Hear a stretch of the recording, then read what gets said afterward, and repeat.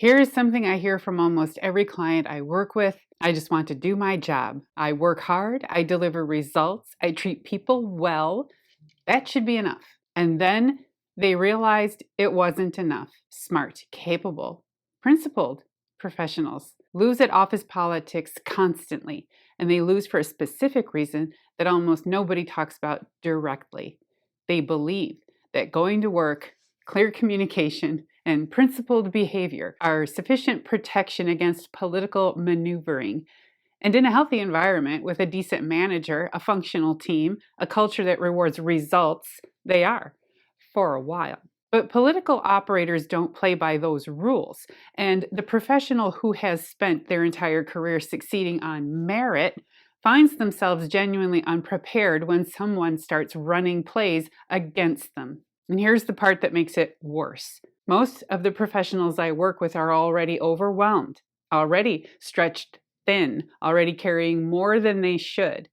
And when the political maneuvering starts, the conversations behind closed doors, the colleague who talks about everyone, the decisions that seem to happen without them, their response is completely understandable. I don't have the bandwidth for this. I don't operate that way. I'm just going to keep doing my job and let the work speak for itself. That response is honorable. It is also a blind spot. Refusing to play doesn't make the game stop. It just means you're on the field without a strategy.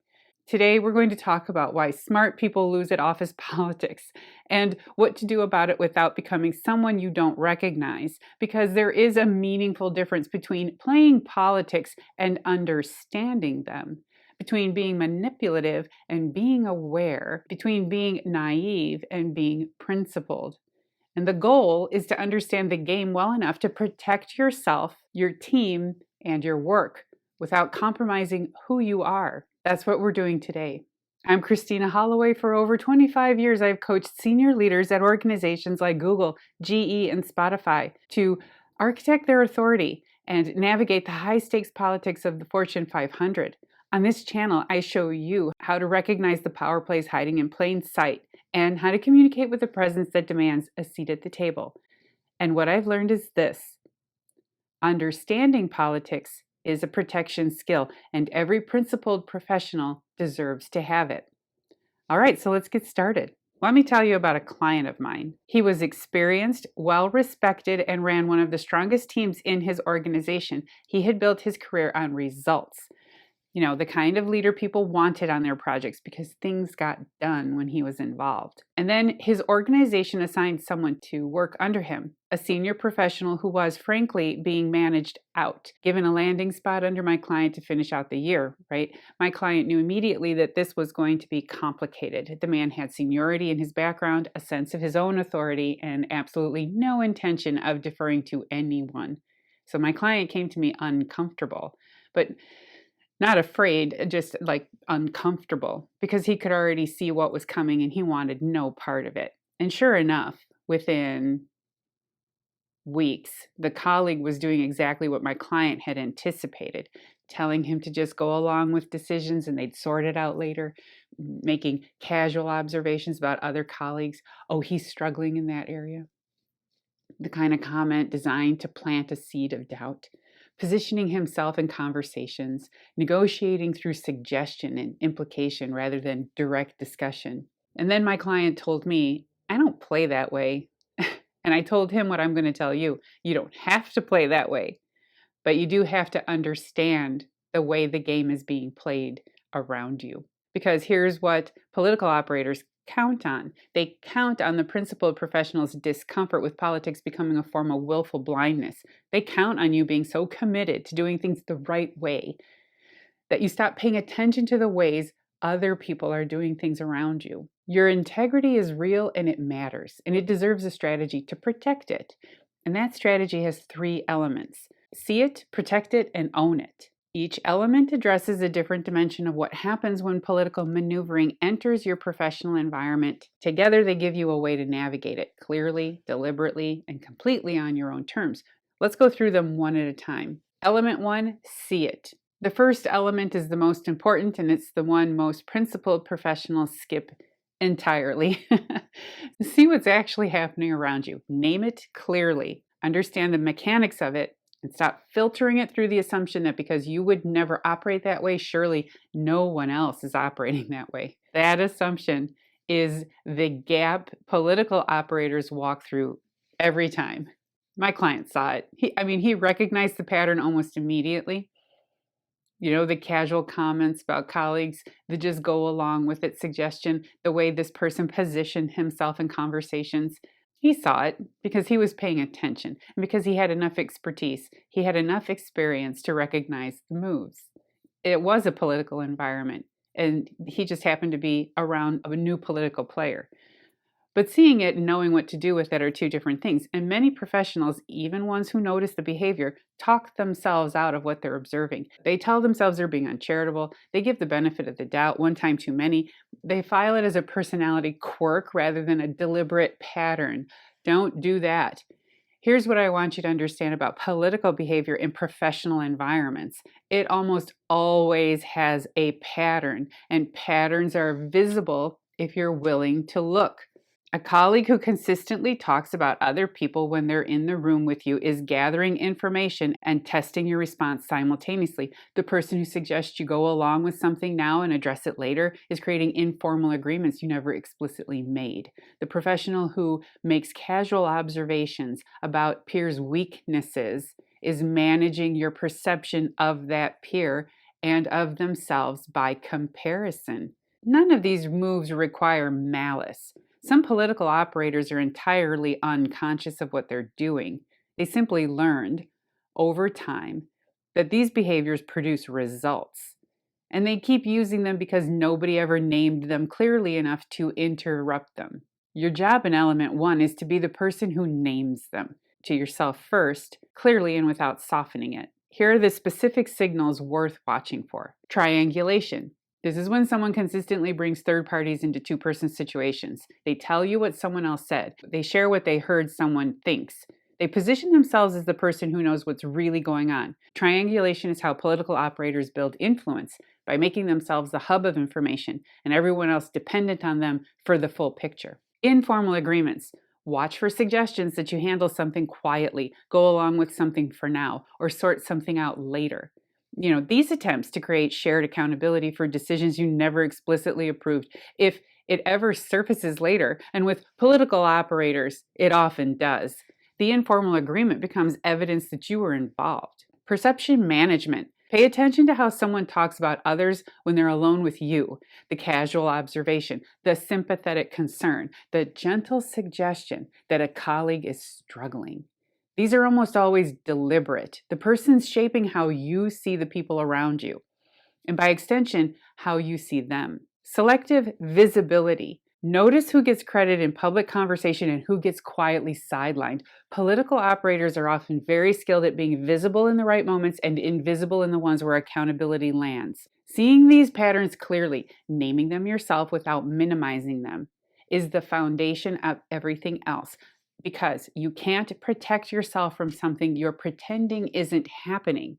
And you can build a strategy around something you can see clearly. My client saw it. He saw it. He named it. And that clarity gave him something invaluable going into every interaction with this colleague. He stopped being surprised. He knew this guy's number. And when you stop being surprised by someone's behavior, the power dynamic shifts. They're playing a game you understand, and understanding the game is the beginning of playing it on your own terms. Element 2, protect it. Once you can see what's happening clearly, once you've named the pattern and stopped being surprised by it, the next question becomes practical. What do you actually do about it? This is where most advice about office politics goes wrong. It either tells you to fight fire with fire, to become more political, more strategic in the manipulative sense, more willing to play the game the way the other person is playing it, or it tells you to rise above it, to stay focused on your work, maintain your integrity, and trust that good behavior will protect you. The first approach asks you to become someone you don't want to be. The second approach leaves you genuinely vulnerable. Protect it is the third way. It's about building deliberate professional architecture around yourself and your work that makes political maneuvering significantly harder to run against you. And it does that without requiring you to compromise anything about who you are or how you operate.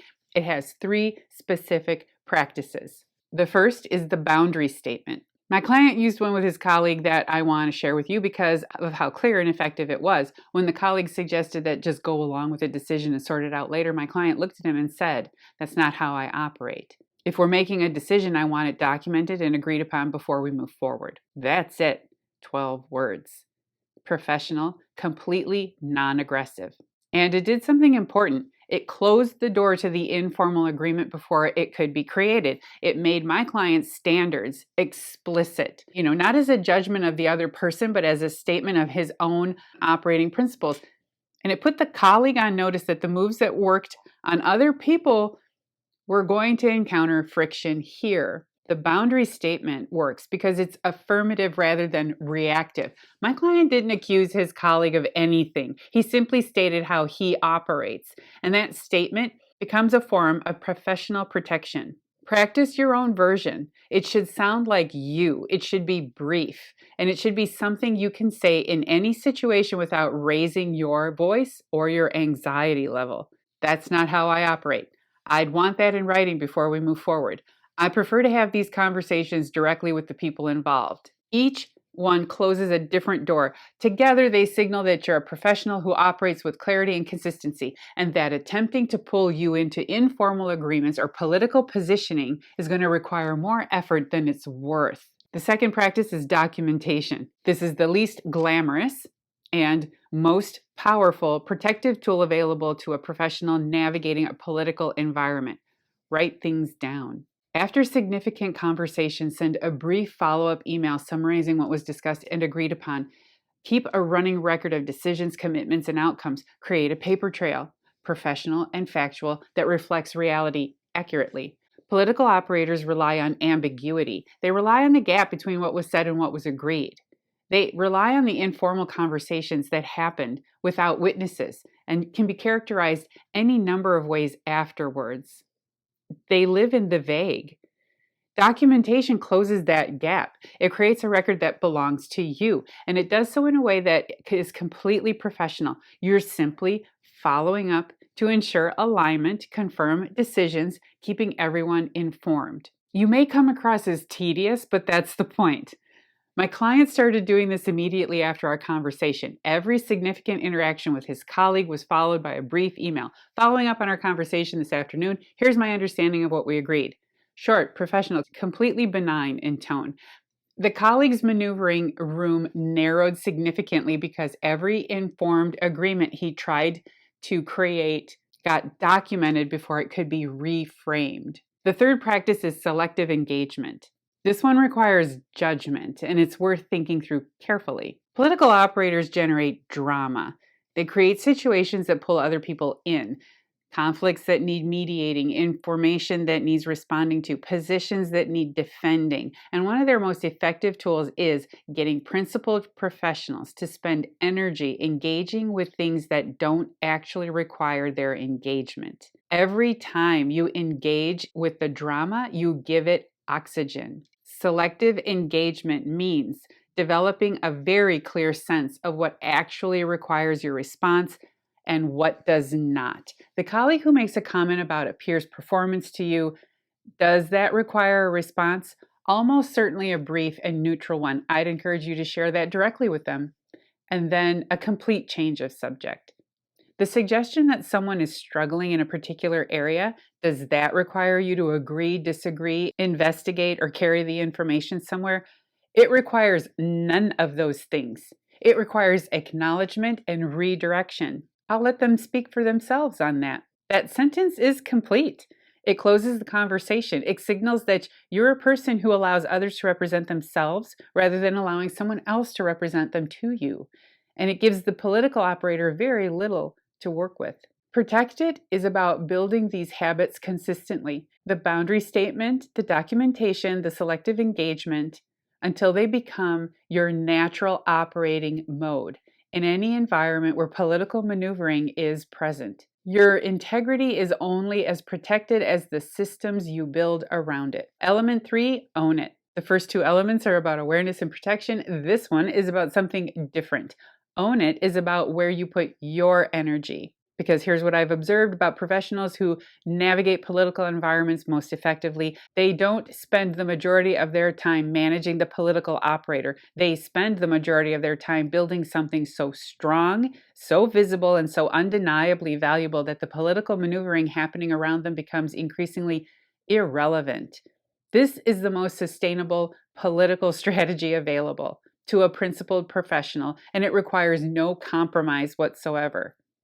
My client did this instinctively. While his client was positioning and maneuvering and trying to negotiate his way into relevance, my client kept running his team, kept delivering results, kept being the person in the room whose judgment people trusted and whose contributions people could point to with specificity. The colleague's influence never took hold because my client had built a reputation grounded in consistent, visible, documented excellence. Own it has two dimensions. The first is owning your work. Make your contributions explicit.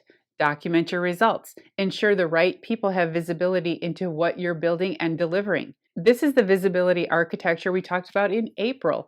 Your thinking needs to travel beyond the immediate environment and reach the people whose perceptions of you matter most. A political operator's power shrinks in proportion to how clearly your value is visible to the people above and around you. When the leadership team knows exactly what you contribute, specifically, consistently over time, there's very little room for someone else's narrative about you to take hold. The second dimension is owning your standards.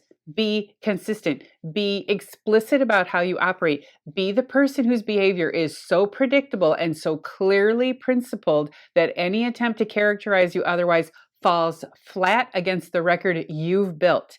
My client's colleague tried at various points to suggest that my client was difficult to work with, that he was rigid, that he resisted collaboration. Every person who heard that characterization knew it was wrong.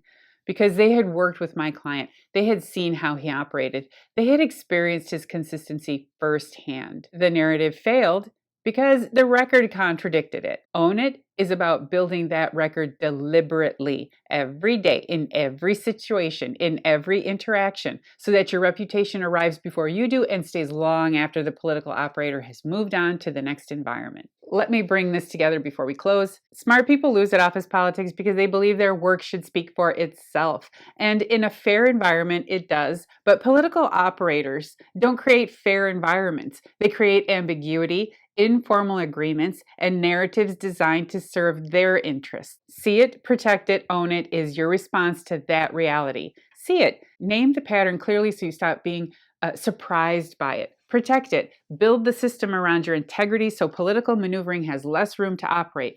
Own it. Invest your energy in building something so visible and so undeniable that the narrative someone else is trying to write about you fails against the record you've built. None of this requires you to become someone you're not, and none of it requires you to play the game the way the political operator plays it.